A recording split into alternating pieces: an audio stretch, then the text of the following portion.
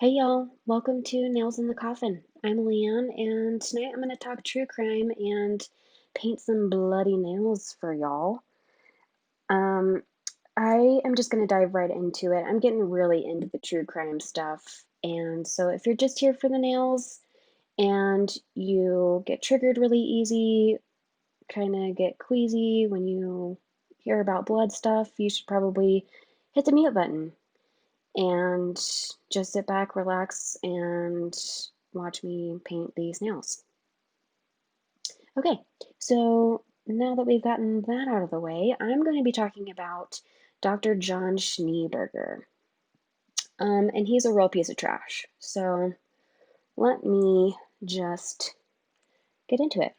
So on Halloween night of 1992 in Saskatchewan, Canada, Candy, also known as Candace, got into a huge fight with her boyfriend. She was working at a gas station and she got off work, got into a big fight with her boyfriend. And Saskatchewan is like a really small town. It's like a farm town, really rural, only has like 1,100 people in it, or at least at this time, only had 1,100 people in it. Um, so she's like, I'm gonna go to the hospital and like hang out with my friend and just kind of vent and cool down.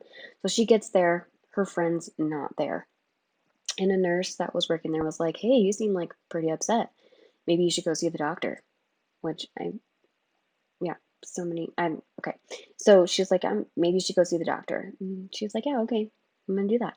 So she walks into John Schneeberger's office. And John Schneeberger in Saskatchewan was really beloved by the community. Everybody knew him. He like did fundraisers. He was like, yeah, he was just like an all Canadian dream, I guess. Just kind of a family man. He was married. I think he had 3 kids, two of which was stepchildren from his wife's previous marriage, and a doctor. And even Candy was like, I watched the episode called Bad Blood of Forensic Files. Highly recommend it. She in the episode was like, yeah, Dr. Schneeberger delivered my kid, you know? So she was like, I trust him totally. So she walked into his office and she was telling him, I'm really upset. My boyfriend, I could just kill him, kind of just that, like, ugh, like just trying to express how angry she was. And his response was, well, why don't we kind of give you something to calm you down? And she was like, oh, yeah, sure, I'll take a sedative, no problem. And he was like, actually, how about a tranquilizer? So he gives her a tranquilizer, and within minutes, her muscles go numb. She like falls over and she cannot move. And she said in the episode that she just wanted to scream, but she couldn't. And I know we've had those dreams. And if you have not had this dream, I'm really proud of you because they're terrifying. But you know those dreams where something awful is really happening and you're just frozen in your dream. You're paralyzed and you want to scream and you try to scream and nothing comes out. That's how she equates it. She also equates it to getting a tooth removed to where you're far enough or like removed from the pain, but you can still feel the pressure. Just like let that sink in. Just the word pressure in this context really pisses me off. And you're about to see why. So he gives her the tranquilizer. She goes numb. She can't scream. She can't do anything. She can't move. He proceeds to rape her. And I'm just going to use, like, I'm not going to coat it with assault. Like, he straight up raped her. So she comes to, and she immediately is like, okay, something, like, I need to, she's like, it's foggy, can't quite remember everything, but I'm going to go ahead and just put my undos in a Ziploc bag. And that's exactly what she does. She has the foresight to save all evidence. So she takes the evidence that she's just collected. She goes one town over because she knows this guy is so beloved in the community, she can't do it in the same town. So she goes one town over to have the DNA tested and, reports it to the police. They go to him, they're like, hey, would you mind just forking over some DNA? Like, we know it's not true because you're so beloved in the community, blah, blah, blah, blah, blah. So he offers up DNA voluntarily. They, they get it tested. His DNA does not match the evidence that was submitted by Candy. So in 1993, Candy's like, hey, guess what? That's bullshit. And I'm going to request that he offer up another DNA sample. So the test was repeated, but once again, the result was negative. And then in 1994, the case was closed. And in this time, there's all these accusations are going around town, and Candy is basically like the scorn of the earth. Like the community is like insulting her, calling her a slut. Um, she's shunned by everybody. Nobody believes her. Everyone's calling her awful names, including John Schneeberger's wife, Lisa Schneeberger, who is like openly and like very vocal, like Candy's a liar. She's a slut. She asked for, all this attention and just, she was the worst. Anyways, so Candy is like still not convinced that this is right. She's like, I know what happened to me and like something's off.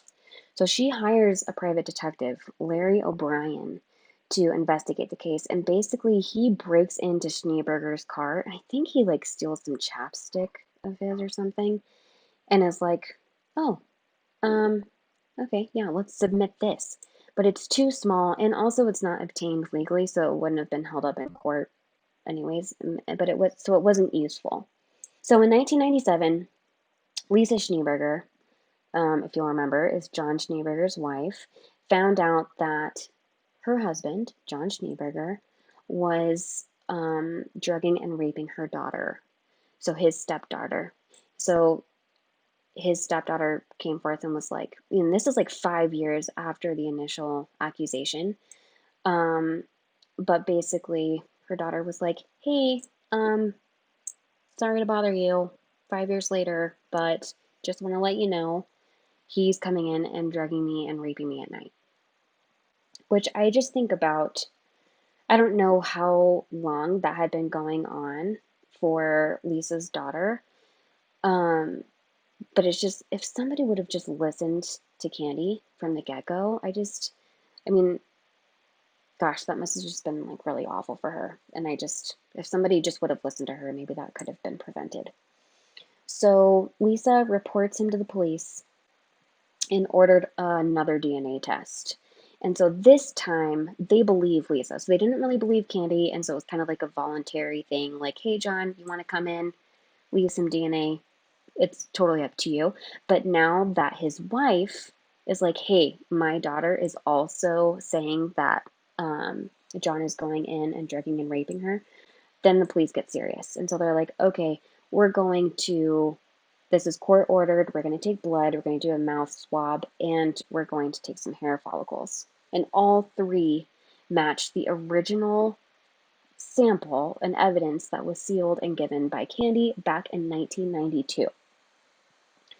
So there's a trial in 1999, and it comes out that Schneeberger basically, in order to, uh, you know, fool the DNA testing, what he did is he implanted a 15 centimeter Penrose tube basically into his vein so that when,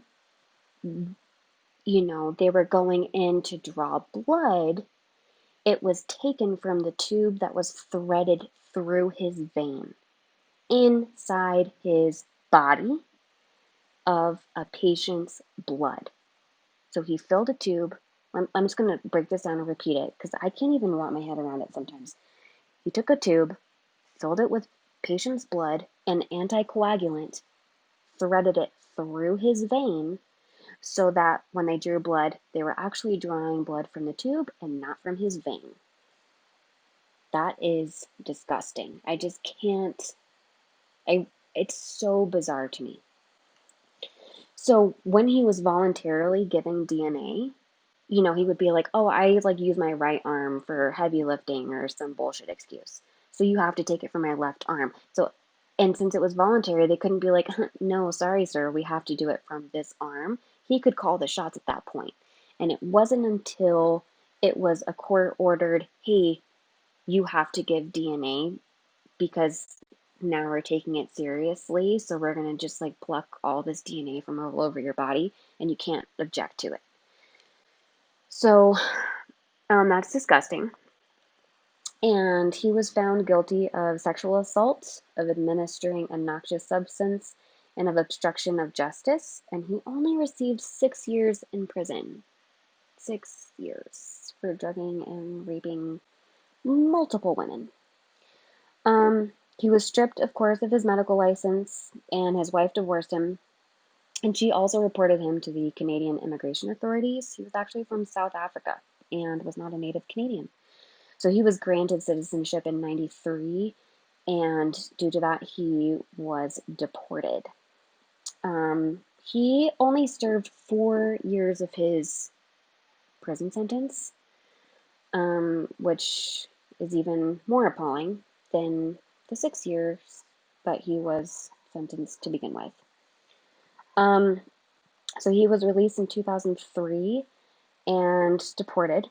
And then he became a resident of South Africa. And what did he do when he got there?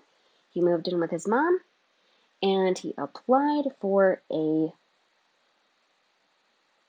license to practice medicine in South Africa. But it didn't go through. He withdrew it 3 months later. Yeah, so that is the really disgusting, horrible story of Dr. John Schneeberger.